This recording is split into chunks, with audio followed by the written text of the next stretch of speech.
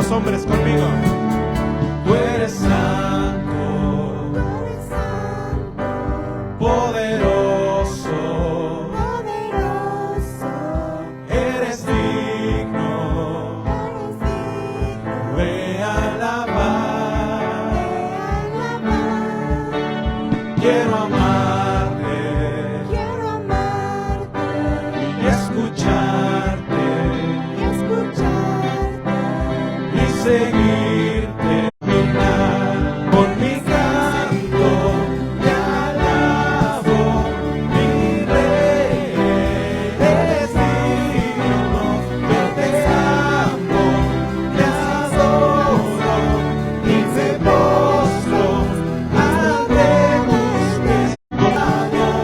Mi rey, eres digno, yo te amo, te adoro y te postro ante tus pies. Príncipe de paz, viviré solo por ti.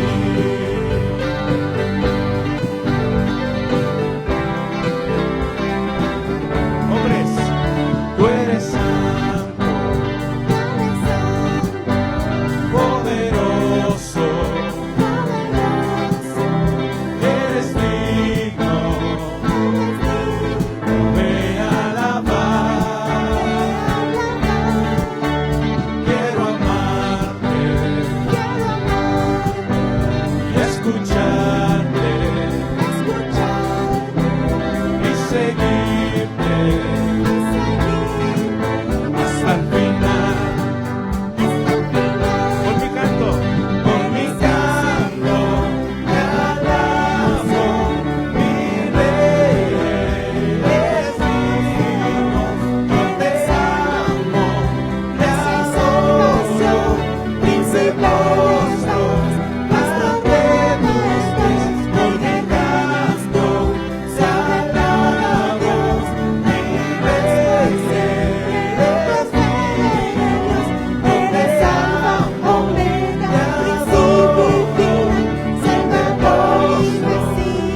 ante tus pies. Príncipe de paz, viviré solo por ti. Todas las mujeres van a cantar esta parte. Eres el Señor.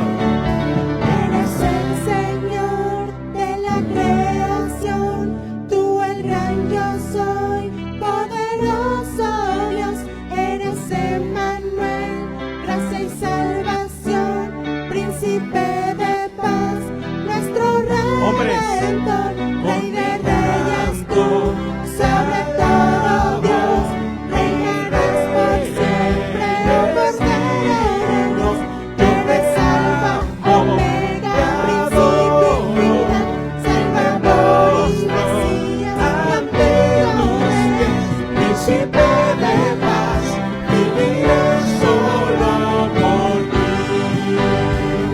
Oh, al príncipe de paz. Príncipe de paz, viviré solo por ti. Príncipe de paz, viviré solo por ti. Dale un fuerte aplauso al príncipe de paz, a nuestro Señor Jesucristo. Viviremos solo por Él. Vamos a entrar en los momentos de adoración. Vamos a aprender un nuevo canto, se llama Salvador. Maravilloso. ¿Hay alguien lo ha escuchado este canto? ¿No? Bueno, lo vamos a aprender, vamos a darle una vuelta, después une con nosotros para juntos alabar el nombre de nuestro Dios.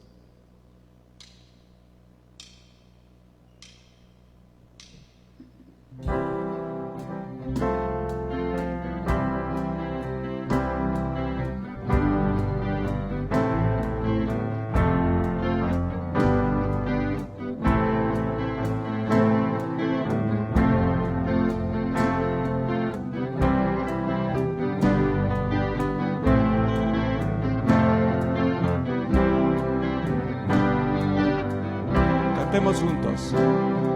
Salvador maravilloso, amigo fiel redentor, que empezó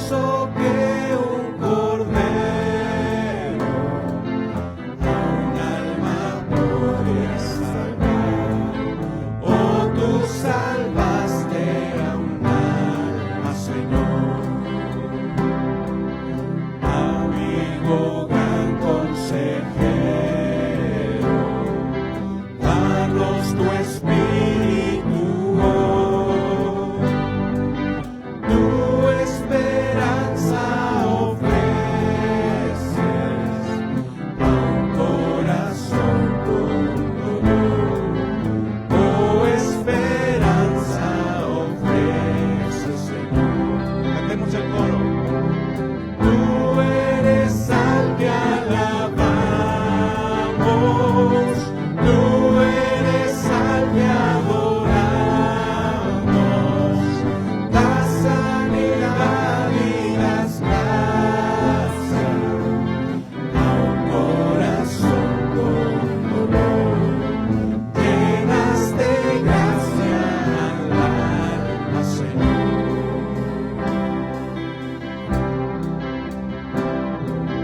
Padre Todopoderoso, fiel a lo tuyo, Señor, con nuestras debilidades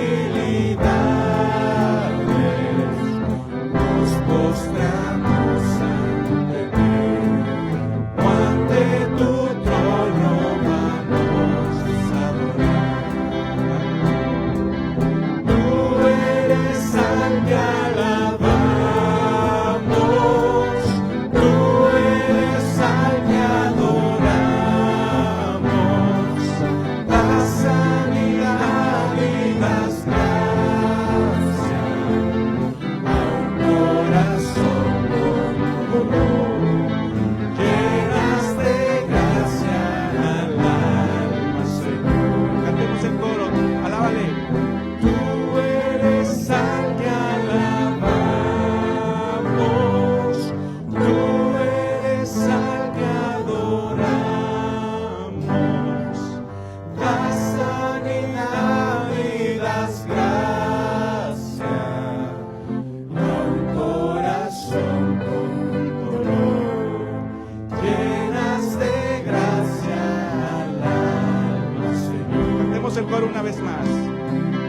Tú eres al que alabamos, tú eres al que adoramos, das sanidad y das gracia a un corazón con dolor. Llenas de gracia al alma, Señor. Solo Él puede llenar de gracia nuestro corazón, ¿verdad, hermanos? Vamos a estarlo aprendiendo. Es un canto muy bonito para nuestro Dios. Honra y gloria a Él. Puede tomar su asiento, mis hermanos.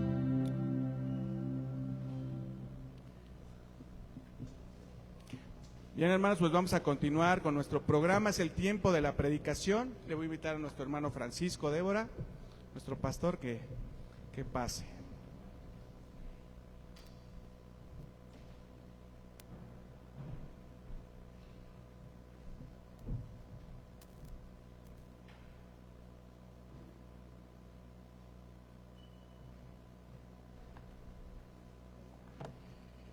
Buenas tardes, ¿cómo están?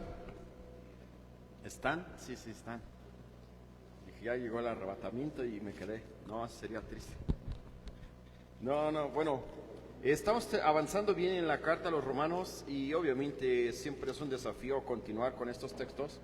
Y les decía la semana pasada que hoy vamos a entrar a un texto que es interesante porque habla mucho de esto que tiene que ver con la restauración de la nación de Israel y cómo Dios en su gran misericordia desea obviamente que su pueblo sea edificado, y a través de esto podemos ver que el Señor, por sobre todas las cosas, siempre tiene este plan, y no es que Él esté improvisando, sino de que siempre lo ha mantenido. Y si este plan de rechazo de Israel trajo a nosotros la bendición de ser salvos, pues obviamente tiene una connotación diferente. Si usted está aquí con nosotros, pues se va a dar cuenta de que hemos venido viendo a lo largo de estos textos toda esta información, y prueba de ello de que obviamente no sé si a usted le pasa, pero al menos a mí sí, que cuando llegamos a estos textos, uno empieza a luchar. Me faltaba tengo tantas cosas, que lentes, todo, pero está bien, está bien. Pero bueno, el punto es cómo vamos a ir avanzando. Y la semana pasada veíamos cómo a través de esta indiferencia de Israel, cómo a través de este rechazo de Israel, pues pudo llegar la salvación a nosotros. Y prueba de esto obviamente es cómo el Señor viene obrando y trabajando en esto. Ahí cambió. Recuerde que estamos viendo la carta a los Romanos y el lema que hemos puesto es la justicia, la base de nuestra fe en Cristo. Sin esta justicia, sin este acto maravilloso de redención o de perdón absoluto a través de la fe, pues era imposible obviamente tratar de agradar y poder alcanzar estos principios cristianos. Y dentro de lo que vamos a ver esta tarde, les compartía, está la restauración de Israel. Cómo a través de esta restauración, cómo a través de este acto tan maravilloso, Dios puede y va a hacer algo maravilloso con la nación. Pero vamos a orar primeramente para entrar al texto y que el Señor me pueda dar sabiduría para compartir esta información y ustedes también para asimilarla. Querido Padre Santo, estamos agradecidos de tu misericordia, tu amor y tantas muestras de cariño que constantemente nos das durante la semana. A través de las alabanzas que hemos escuchado hoy, podemos ver que si hay alguien digno y alguien que merece toda la honra y gloria, eres tú nada más. Te pedimos, Señor, que en este momento estemos atentos a lo que tu palabra tenga que hablar a nuestro corazón, que quites cualquier impedimento que impida que estemos atentos a la misma. De igual manera, Señor, dame sabiduría para exponer tu palabra fielmente, y si hay alguien que tenga que llevarse la honra y la gloria, solamente seas tú. Agradezco por la vida de cada uno de mis hermanos, así como también aquellas personas, hermanos o personas que nos estén escuchando a través de esta transmisión por internet, que el tema pueda ser de bendición para sus vidas y que puedas ser tú glorificado en todo momento. Por Cristo Jesús te damos las gracias. Amén. Bueno, la restauración de Israel. Parte de todo esto veíamos la semana pasada que cómo nos ponía el ejemplo de un olivo silvestre y de un olivo natural. Cómo a través nosotros de ser un olivo silvestre fuimos injertados en aquella donde se hace una parte de la Biblia, dice así que no te jactes, estoy parafraseando, no te jactes si Dios puede volver a restaurar las ramas originales y a ti como olivo silvestre te puede desechar. Parte de todo esto por el gran problema que existe dentro del cristianismo, para algunos donde menosprecian a la nación de Israel, y para algunos esto sería un acto casi de desecho, vamos a llamarlo así, de parte del Señor a la nación. Y les decía, mucho dentro del ambiente cristiano, mejor dicho, algunos consideran que nosotros somos el reemplazo de la nación de Israel, y algunos por desconocimiento de lo que la Biblia dice, consideran que nosotros somos el Israel espiritual. Y hermanos, una cosa lo expliqué, pero lo vuelvo a explicar por si no quedó claro. Israel sigue siendo Israel y nosotros no somos el Israel espiritual. No existe ese concepto, al menos bíblicamente. Así que las promesas para la nación están vigentes, solamente que en este momento hay un espacio de tiempo como tal, o hay un lapso en el cual Dios no está obrando y simplemente trabaja con creyentes. Pero en algún momento Israel va a restaurarse. Israel va a ser lo que siempre ha sido. Prueba de ello, de que el texto que vamos a leer nos va a ir indicando todo esto. Avanzamos un poco más y llegamos a Romanos capítulo 11, versículo 25. Vamos a estar viendo a lo largo de no a lo largo, más bien durante este tiempo en la tarde, parte de todo este capítulo, el final del capítulo 11, pero estén atentos ahí, pongan una división por si vamos a otros textos, pues para que no se pierda usted. Mire Romanos capítulo 11, versículo 25, como lo dice. Porque no quiero, hermanos, y mire, Pablo hablando a su audiencia en Roma, a judíos y también a personas que no son judíos, les da este mensaje hablando de los hermanos en Roma. Porque no quiero, hermanos, que ignoréis de este misterio. ¿Cuál misterio? Dice, para que no seáis arrogantes en cuanto a vosotros mismos, que ha acontecido a Israel endurecimiento en parte, hasta que haya entrado la plenitud de los gentiles. He explicado en otras ocasiones que cuando se habla de misterio, no es algo místico, no es algo quizás tabú, no es algo malo, sino simplemente está hablando algo que no había sido aún revelado como tal. Y prueba de ello, mire, vamos a ver cómo se confirma aquí en Primera de Timoteo capítulo 3 versículo 16, hablando de este misterio, ¿no? ¿Cuál es este misterio que Pablo le dice a Timoteo en esta carta? Primera de Timoteo capítulo 3 versículo 16. Y aquí parte, dice, grande e indiscutiblemente grande es el misterio de la piedad. Y uno diría, ¿y cuál es el misterio de la piedad? La Biblia se confirma con la Biblia, y mire cómo la Biblia se encarga de mostrarnos. ¿Cuál es este misterio de la piedad? Bueno, Dios fue manifestado en carne. Juan capítulo 1 versículo 14. Justificado en el Espíritu, visto de los ángeles, predicado a los gentiles, creído en el mundo, recibido arriba en gloria. Todo este misterio, todo esto que en algún momento estaba oculto, ahora, una vez que llega Cristo, es manifestado a la humanidad. Entonces pasa de ser algo oculto a algo público. Por eso es que se le considera un misterio. Pero no es nada, nuevamente, no es algo que tenga que ver con alguna secta o algo, sino simplemente mostrando que ahora esta información es para todos. Y regresemos, mire, vamos a ver algo casi similar. Regrese a Romanos capítulo 11 versículo, y ahora vamos a leer el 26. Dentro del 25 decía que hasta la plenitud de los gentiles haya sido salvo, o haya entrado a la plenitud de los gentiles. Cuando se lee este texto es muy probable que el texto viene diciendo lo siguiente. Mire lo maravilloso.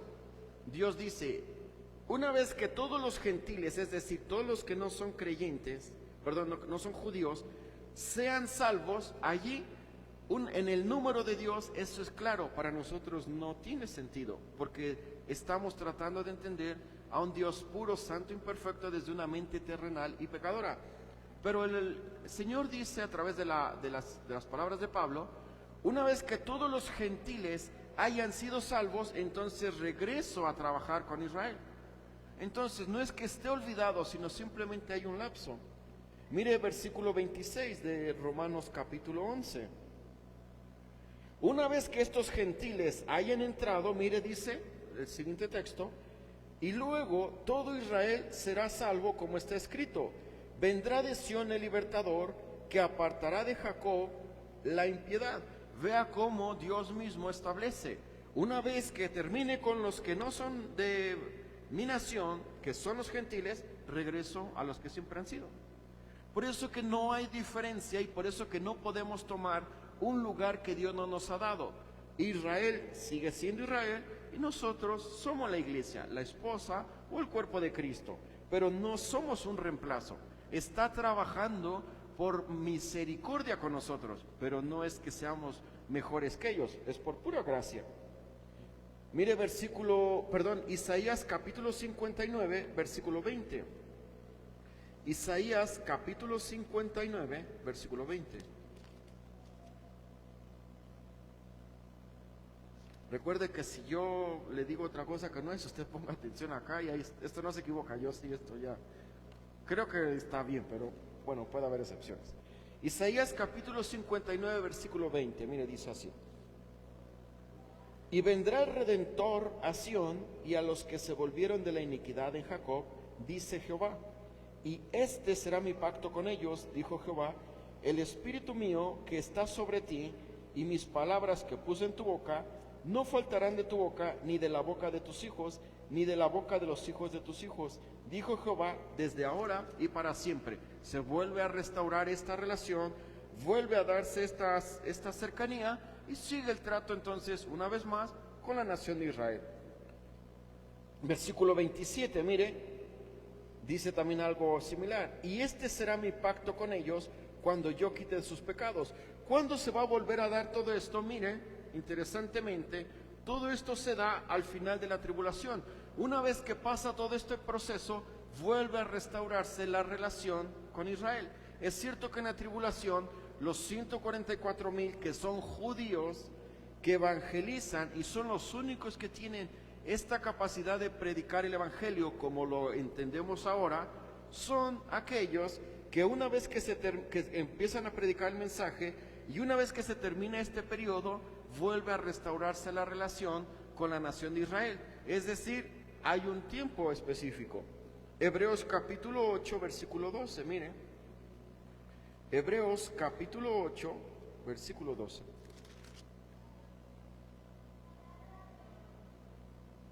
Recuerde, la carta va escrita a un grupo de judíos creyentes. No sabemos quién la escribe, pero sí sabemos el mensaje. Cristo, a lo largo de todos estos 13 capítulos, hay una frase que predomina y que es probablemente la palabra clave: Cristo es superior. Y es la frase más repetitiva a lo largo de todo Hebreos. Pero en Hebreos capítulo 8, versículo 12 dice así: porque seré propicio a sus injusticias y nunca más me acordaré de sus pecados y de sus iniquidades. Mire qué maravilloso. Así como Dios, cuando una vez nos transforma, nos hace nuevas criaturas, dice que son perdonados nuestros pecados, así en algún momento va a volver a ocurrir con la nación de Israel. Dice, todos sus pecados, todas sus iniquidades, toda aquella perversión será perdonado. Ese es el Dios que adoramos.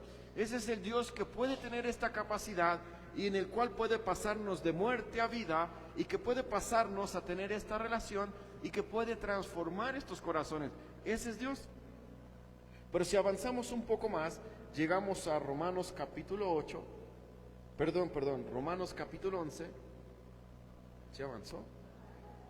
11, 28, 29. Me pasé. Ahí está, ahí debería estar. Mire, y ahora empieza a hacer un análisis, vamos a llamarlo así, bien interesante aquí en Romanos capítulo 11, versículo 28. Mire, interesantemente creo que este es el punto clave de estos versículos o de estos textos que vamos a ver. Así que en cuanto al Evangelio, mire ¿qué son los judíos? Son enemigo, pero ¿por qué? Por causa de nosotros, porque ahí está hablando Pablo a su audiencia. Pero en cuanto a la elección, ¿qué dice? Son amados por causa de ¿quién? Los padres. ¿Cuáles padres? Abraham, Isaac y Jacob. Enemigo por causa de ustedes. Y una de las palabras que suele traer más confusión, de que cuando es porque ustedes se creen mucho, porque son elegidos, y que los elegidos y los elegidos, pero a lo largo de Romanos 10, Romanos 9, Romanos 11, Dios establece algo así. Y de hecho lo leemos aquí, dice, pero en cuanto a la elección, recuerde el ejemplo que les ponía de estos vasos, como los vasos ni uno servía, pero yo tomé uno simplemente porque lo quise usar, aunque ni uno servía, y yo le di un propósito. Y eso es lo mismo que pasa con respecto a la elección. La elección es incondicional, es decir, simple y sencillamente Dios elige porque es su autoridad y Él lo ha decidido así. ¿Quién lo merecía? Yo no. Si usted tiene la autoridad de decir, yo sí lo merecía porque soy un ejemplo, que bien, bendición, gloria a Dios por ello.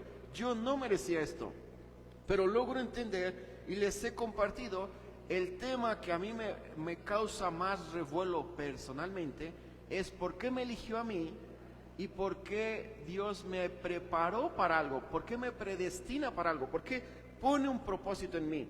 Yo no lo entiendo, me cuesta aceptarlo, lo recibo por gracia, pero yo no lucho con eso del por qué otros no. Yo lo lucho el por qué yo sí. Es una lucha, yo creo que nunca se me va a acabar, y qué bueno, si eso me hace poner los pies en la tierra y mantener un perfil bajo, para mí es bueno, pero cada uno somos diferentes. Entonces, por la elección, la nación de Israel son amados para Dios. Los padres, Abraham, Isaac y Jacob. Recuerde, cuando usted le pregunten, ¿en cuál Dios crees? Usted puede responder, el Dios de Abraham, Dios de Isaac y Dios de Jacob. Es el único que hay. Porque ahora todo es Dios. Dentro de la cultura hay algo que se llama panteísmo. Pantos es todos y teísmo o teísmo es Dios. Es decir, todo está relacionado con Dios. Y por eso que vemos que la vaca es sagrada y que esto y el otro. Y todo eso es parte de una adoración general. Y en este caso dice, no, yo adoro al Creador, no a la creación. La creación, sí, yo tengo que cuidarla, según Génesis, tengo que protegerla, sí, porque es un principio que Dios da desde Génesis capítulo 1, pero la creación no está sobre mi creador, al menos para nosotros. Para alguien sí, por eso ve este amor, no es algo nuevo. Al final, a lo largo de la historia, si le gusta estudiar un poco, leer, se va a dar cuenta que siempre ha habido esta obsesión por adorar a la creación y no al creador. Desde Romanos capítulo 1, versículo 20 dice que prefirieron darle honra a la creación y no a Dios. Y todo esto se da porque es más fácil para el hombre, el ser humano, adorar una imagen o adorar algo que ve que algo que no logra ver. Por eso ese concepto de los animalistas y toda esta locura que hay, de nuevo, no es malo proteger y amar la creación, pero nunca yo voy a poner a un ser vivo, en este caso parte de la creación, por sobre cualquiera de nosotros. No es así. Y por eso que están más preocupados de cuidar los animales que de cuidar y de rebelarse en contra del aborto. O sea, vea la paradoja del ser humano. Ahora, si avanzamos al versículo 29, mire, dice algo bien interesante, Romanos 11, 29. Porque irrevocables son los dones y el llamamiento de Dios. Y la palabra irrevocable, mire cómo se podría traducir. No hay arrepentimiento. La voy a leer en este contexto. Porque no hay arrepentimiento en los dones y el llamamiento de Dios. Claro, porque si Dios ejecuta algo, Dios sabe exactamente el por qué lo está desarrollando. Para nosotros, algunas cosas no tienen sentido, pero aquí es donde entra Deuteronomio capítulo 29, versículo 29, dice, voy a parafrasear, las cosas secretas pertenecen a Dios, mas las reveladas nos han sido dadas a nosotros para entender, de tal forma que cuando usted encuentra algo que no le encuentra sentido, que cuando usted lee algo y no hay forma de hacerlo relacionar en algo, es probablemente porque es algo que pertenece a Dios. Pero ¿sabe qué? Todo lo que necesitamos saber ya está aquí. No hay nueva revelación. El día que yo le diga, Dios me reveló algo, ya lo perdimos. Ya va a empezar a danzar, va a vomitar, va a hacer cosas raras, lo perdimos. Porque ya no hay nueva revelación. Todo lo que Dios ha revelado ya está en la Biblia. Necesitamos leer, necesitamos entender lo que está diciendo, y créame que con todo lo que hay acá no necesitamos nueva revelación. En Hebreos capítulo 1 dice que Dios, habiendo hablado en otras formas, en otro tiempo a los padres por los profetas, en este tiempo nos ha hablado por Jesucristo, a quien constituyó heredero de todo y por quien asimismo hizo el universo. ¿Y que es el tema principal de toda la Biblia? La salvación a través de Jesucristo. Se ve en todo. Si usted no encuentra a Jesucristo desde el Antiguo al Nuevo Testamento, entonces no está leyendo la Biblia. Pero esa es la figura principal de toda la Biblia. Los dones, como tal, habla de una dádiva divina o de este regalo que solamente puede darse a través de Dios. Pero si avanzamos un poco más, ahora sí, en Romanos capítulo 11, seguimos allí. Ahora el versículo 30 y 31 los leo y después analizamos los textos que están acá. Mire qué dice la palabra. Pues como vosotros también en otro tiempo erais desobedientes a Dios. ¿Y quién era usted?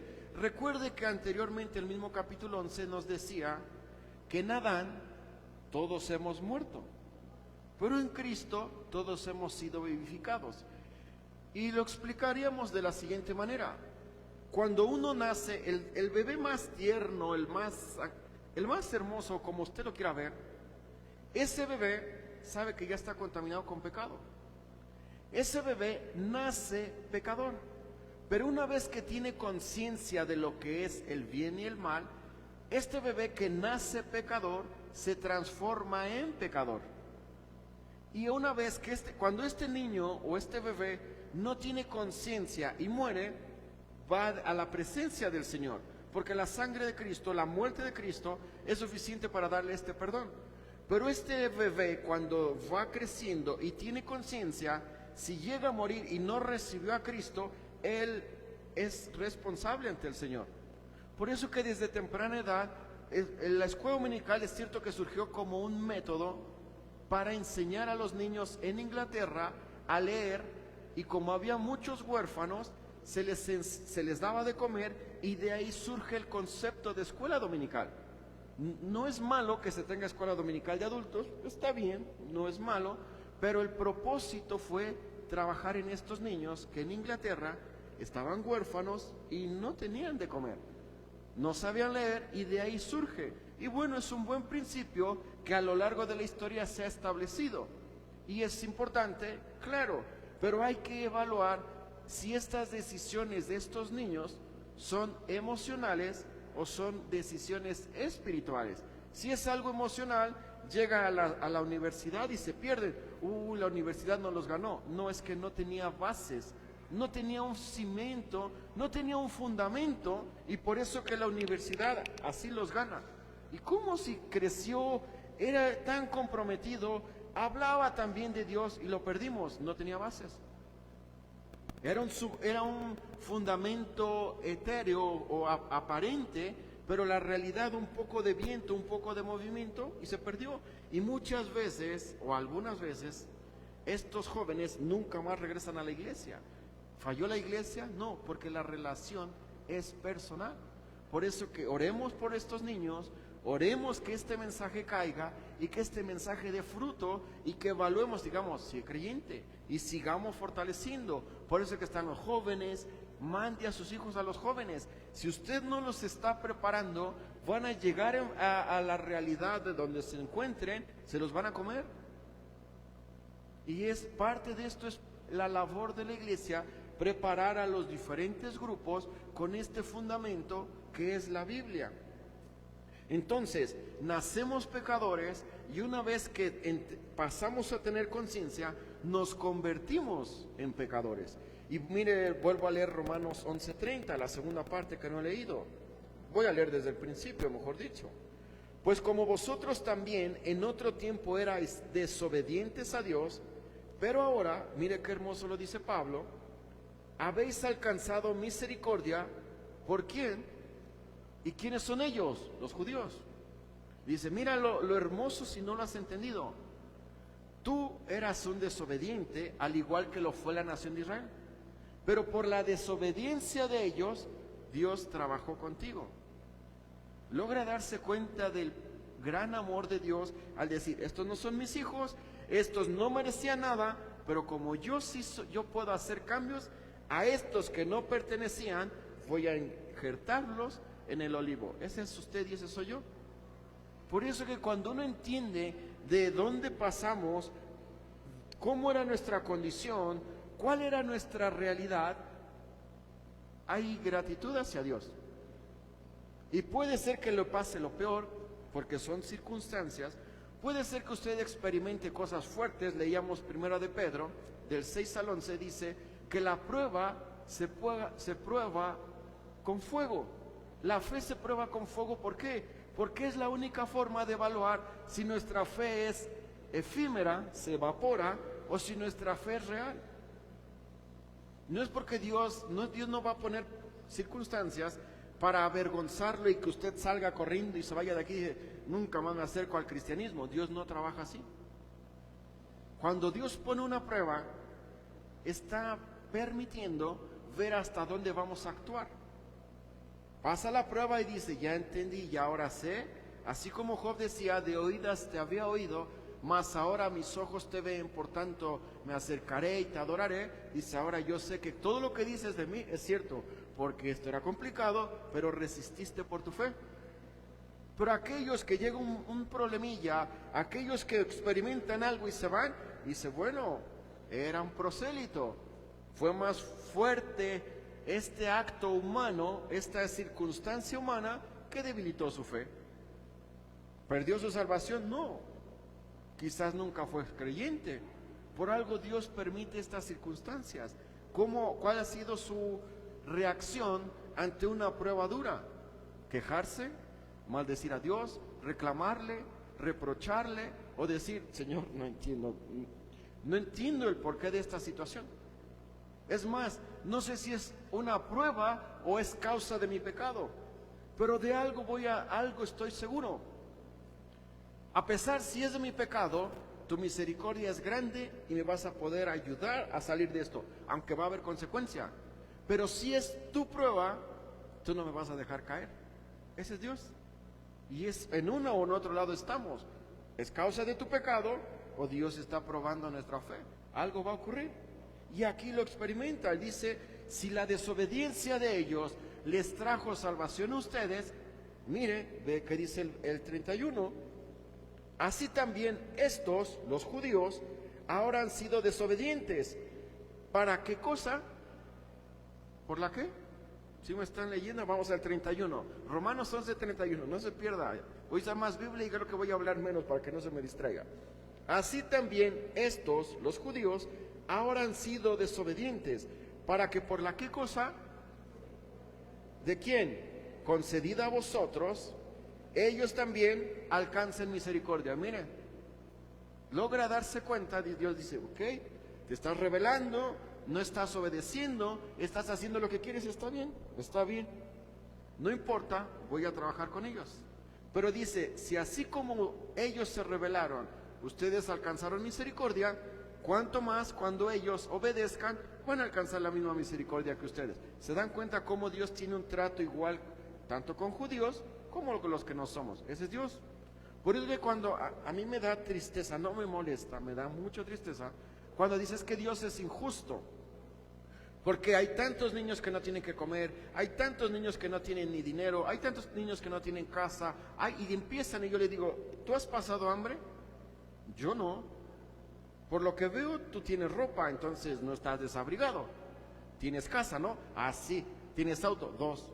Ah, ok. Entonces tú estás reclamando de aquel que no tiene nada, pero tú en tu abundancia no tienes misericordia para ir a proveerle al que no tiene.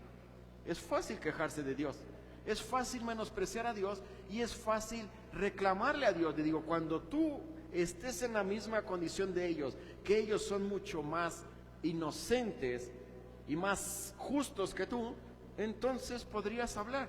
Pero si tú eres más injusto y tú no haces nada por ellos, ¿sabe qué? Mejor quédate callado, no emitas ningún comentario. Pero esa es la crueldad del ser humano. Siempre, ¿y por qué ellos no? Bueno, yo ya estoy suplido, yo tengo mis necesidades básicas o mucho más allá, completas. Lamento por ellos, pero ¿por qué Dios es injusto con ellos? Y yo digo, ese es el ser humano, un corazón negro, un corazón rebelde y un corazón perverso, porque reclama de algo que él no tiene, pero que sí los demás están padeciendo. Mire Romanos capítulo 3, versículo 10. Romanos capítulo 3, versículo 10 al 12. ¿Cuál es la realidad del ser humano en relación a Dios? Porque también yo creo que le ha pasado, ¿no? Yo soy bueno, yo no le hago mal a nadie. Wow, no, yo ayudo a las personas. Y todo el mundo sabe que ayuda a las personas. Y claro, están acá tomando la foto. Y todo el mundo hace así. Pero ¿cuál es la realidad del ser humano en la percepción de Dios? Mire Romanos 3:10. Como está escrito, no hay justo ni aun uno, no hay quien entienda, no hay quien busque a Dios. Todos a una se hicieron inútiles, no hay quien haga lo bueno, no hay que. Ahí estamos todos sin Cristo. Esa es la realidad del ser humano sin Cristo. Y que yo soy bueno para los demás, y puede ser que para mí también, pero para Dios, tú estás en la misma condición, perverso, malo, y como tal, tu destino, ¿sabes cuál es?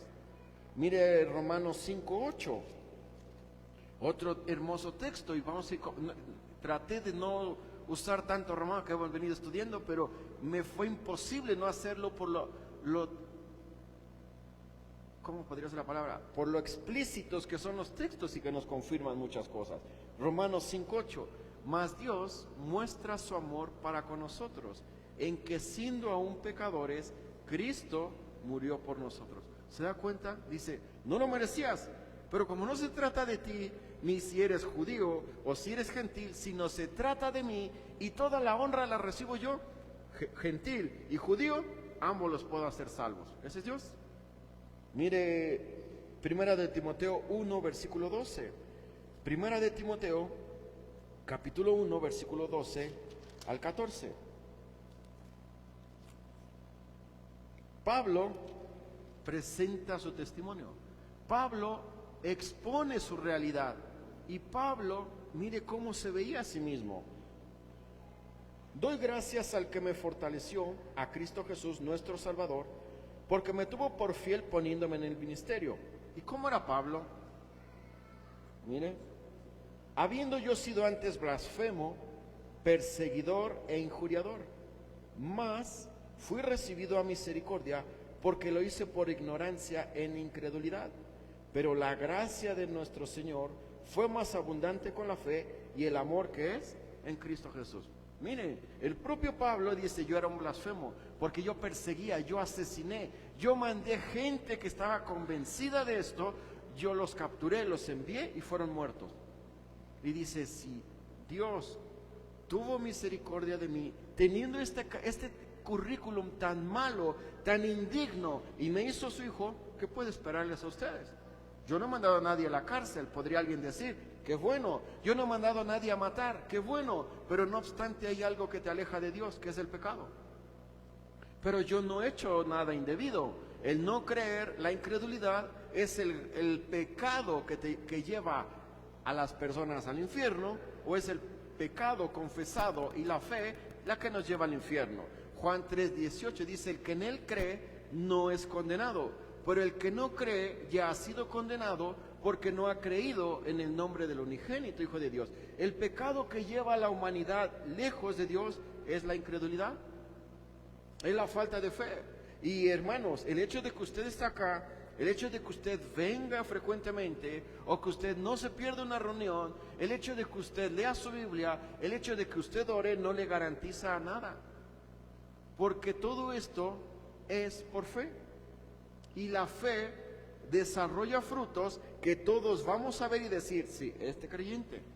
Porque es evidente que sus frutos son dignos de una nueva criatura.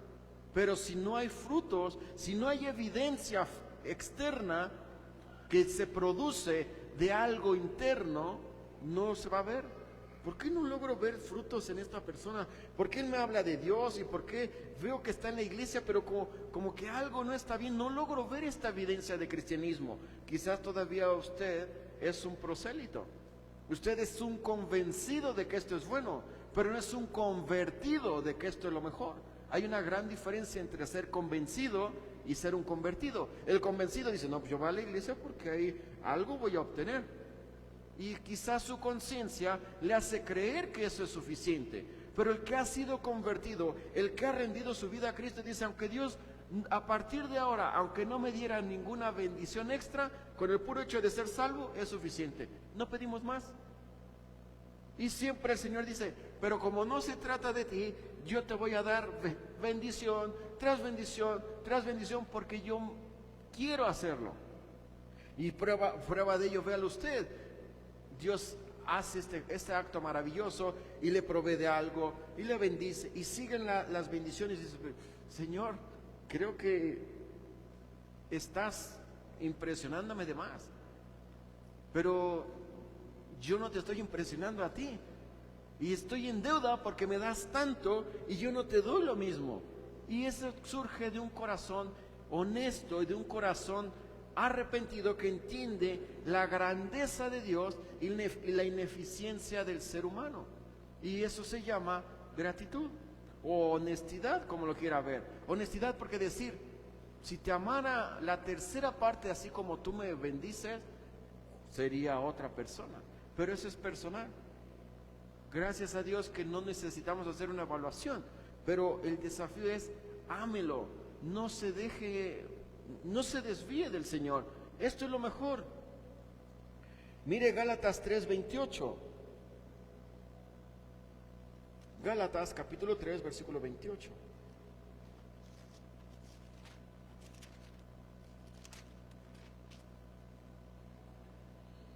Con respecto a la salvación, dice: bueno, ya no hay judío ni griego. Mire, no hay esclavo ni libre, no hay varón ni mujer para la salvación. Ojo. porque en todos vosotros sois uno, ¿en quién?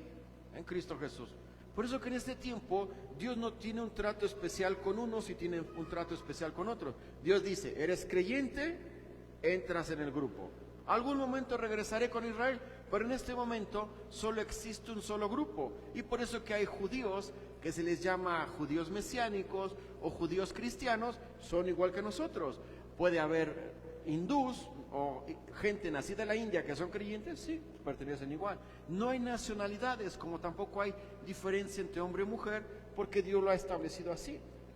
Y avanzamos en el texto y llegamos a Romanos 11:32. Mire qué dice el texto, estamos avanzando bien, ya casi estamos terminando. Esto es realmente, a mí me causó gran admiración. Porque Dios sujetó a todos en desobediencia, es decir, a todos nos mantuvo allí. ¿Por qué? Para tener misericordia de todos. Y no tiene, a mí le daba vueltas, dice, ¿pero cómo? Sí, ¿por qué? Para que todos obtuviésemos lo mismo, la salvación. Al judío le dice, te detuve allí en desobediencia para que los gentiles fueran salvos. Pero si gentiles, una vez que estos se arrepientan, dejen esa desobediencia, ambos van a llegar al mismo lugar. Ambos van a tener un trato especial. Si es en esta época, no hay diferencia. Ambos son salvos. Si es en la época de la tribulación, el trato sigue con Israel y la iglesia pues ya está disfrutando del Señor. Pero sigue mostrando algo importante. Esta gran misericordia que solo se puede obtener de un Dios santo, puro y perfecto, al cual adoramos, cantábamos acá. Y si usted no cantó, vuélvalo a cantar porque son buenos textos. Mire, ya avanzamos. Versículo 33. Oh profundidad de las riquezas de la sabiduría y de la ciencia de Dios, cuán insondables son sus juicios e inescrutables sus caminos. Inescrutable, mire por qué, literalmente se puede traducir así, que no se puede seguir. ¿Por qué? Mire, versículo 33. Perdón, versículo 34, porque ¿quién entendió la mente del Señor? ¿O quién fue su consejero? Por eso que cuando habla de inescrutable, dice, como no le podemos seguir, por eso que no podemos llegar a la conclusión de que quién fue su consejero o quién entiende su mente, porque estamos tratando de conocer a un Dios santo y espíritu, que es espíritu, desde una mente terrenal y pecadora, y no tiene relación. Si aunque está en la Biblia y estamos leyendo cosas, quizás soy el único pecador, usted a lo mejor no lucha con eso, pero para mí hay cosas que me cuestan entender y me cuestan de asimilar por mi mente terrenal y finita. Y yo decía, ¿qué va a pasar con otras cosas? Porque claro, es imposible tratar de seguir este camino de Dios, y por eso dice, bueno, ¿quién fue su consejero? ¿Quién le guía? ¿Quién le dice? O a Dios a quién le tiene que dar cuentas. Hay un concepto que se llama aceidad, que significa que Dios siempre ha existido y que como tal Él no tiene que rendirle cuentas a nadie. Porque si Él tuviera que rendirle cuentas a alguien, entonces habría alguien más y sería el juego. Es lo que se le llama dentro de la filosofía o la religión hindú la reencarnación. Necesitaría más. Dios no es reencarnado. Dios siempre ha existido y Dios es absoluto en todo. Mire Colosenses capítulo 1, versículo 16 y 17. Colosenses capítulo 1, versículo 16 y 17. Hablando de Jesús, cómo Dios mismo le da esta autoridad, porque Jesús es Dios manifestado en hombre, según Juan capítulo 1, versículo 14. Porque en Él fueron creadas todas las cosas, las que hay en los cielos y las que hay en la tierra, visibles e invisibles, sean tronos, sean dominios, sean principados, sean potestades. Todo fue creado por medio de Él y para Él. Y Él, mira aquí lo que les decía este concepto, eternidad completa. Y Él es antes de todas las cosas, y todas las cosas en Él subsisten. Hay un término cuando estudiamos la doctrina de Dios, o lo que se le llama teología, que es un concepto errado donde se nos dice, en la eternidad pasada, Dios creó todo. Está la eternidad futura y Dios seguirá haciendo esto. Hermanos, desde un punto de la gramática, la eternidad carece de tiempo. Porque no, si es eterno, pues es eterno. Entonces, es una palabra más que se ocupa en institutos, o que nos enseña, pero que no es correcta. Así que cuando hablemos de Dios, dice, en la eternidad Dios lo creó. Sí, no hay necesidad de definir el tiempo, si es pasada, presente o futura, porque la eternidad carece de ello. Entonces simplemente es eternidad. Mire, entonces todo esto, pero vamos a Santiago 3:17. Santiago capítulo 3, versículo 17.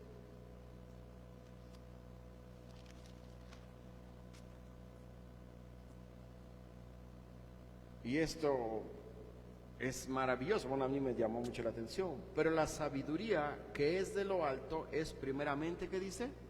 Pura, santa, si lo quiero leer también así.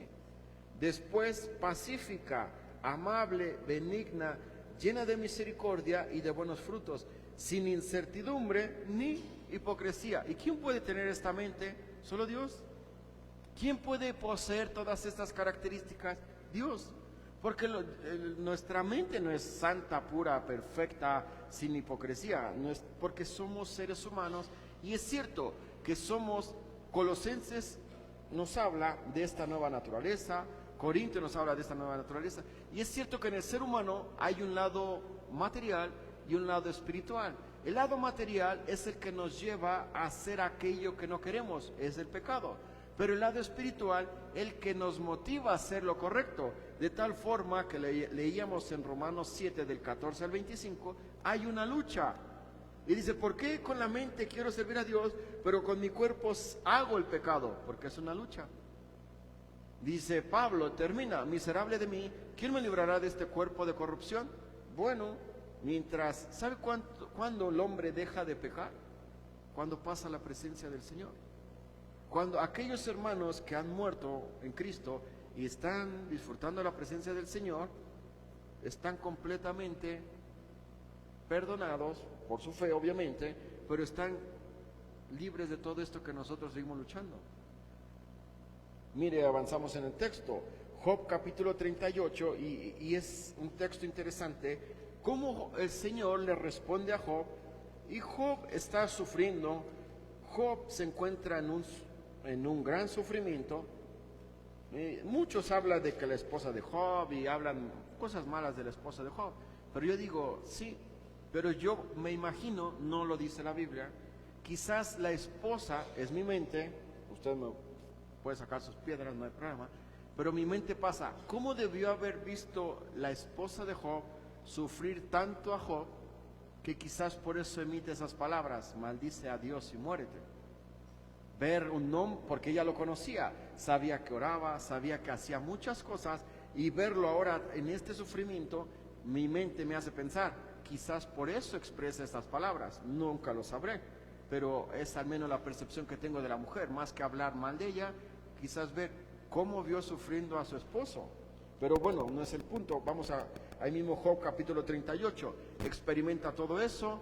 Sus amigos dicen, es que algún pecado has hecho y no lo has confesado y por eso estás sufriendo.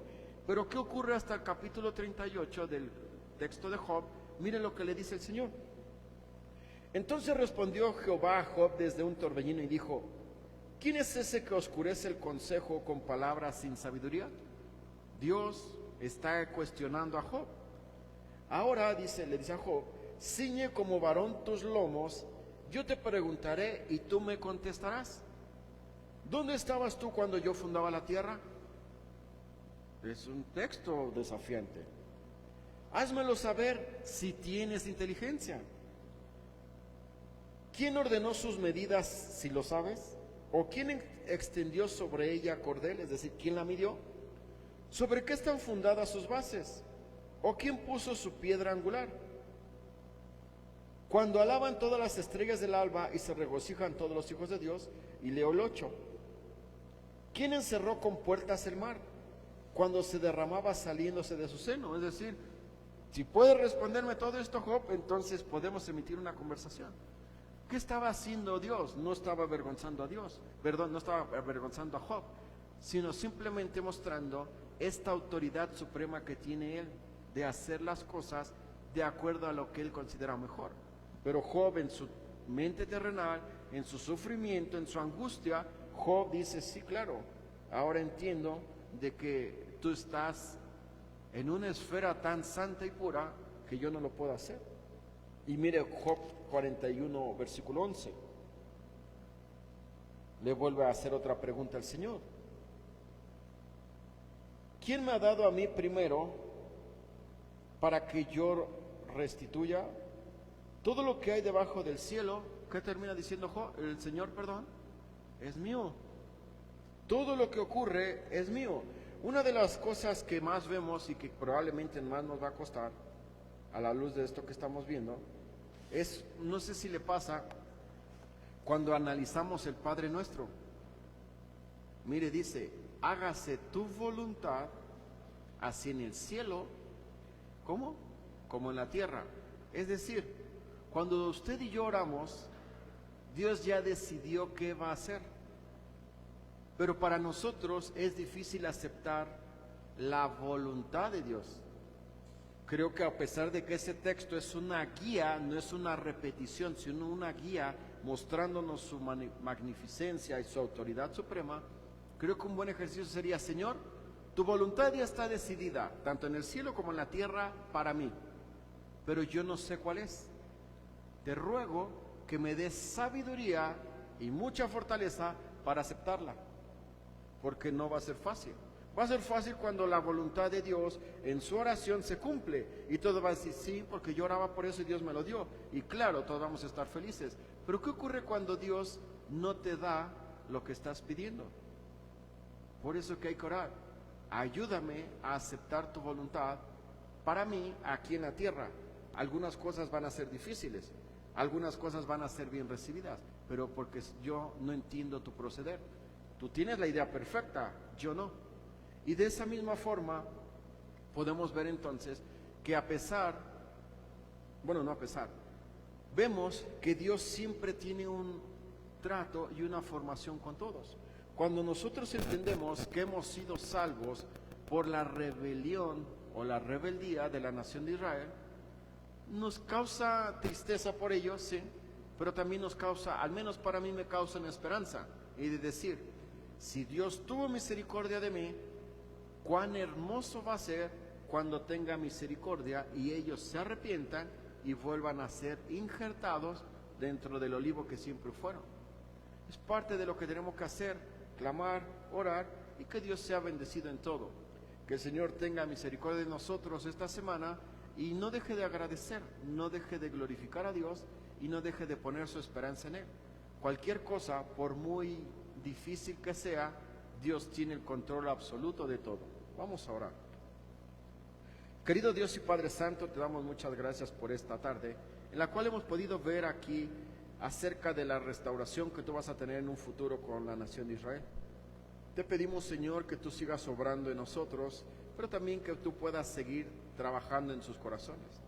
Que así como nosotros hemos podido recibir esta misericordia, ellos puedan también hacerlo. Oramos, Señor, por esta nación que es menospreciada tristemente incluso por algunos creyentes. Están en constante lucha por no tener el terreno o el lugar que tú les has prometido. Y nosotros, Señor, tenemos que ser fieles orando por tu nación, por este pueblo que tú has adquirido, por este pueblo que tú has escogido y por este pueblo que tú estás amando. Gracias te damos porque nosotros, aunque no éramos pueblo, no éramos parte de esto, nos has injertado como olivo silvestre dentro del olivo natural. Pero ayúdanos a no jactarnos, a no menospreciar a tu pueblo y en todo momento orar por ellos, y que muchos de ellos puedan llegar a reconocerte como Salvador y que puedan disfrutar de la bendición de ser hijos tuyos. Que por la fe, al igual que nosotros, alabemos y glorificamos tu nombre. Por Cristo Jesús te damos las gracias. Amén.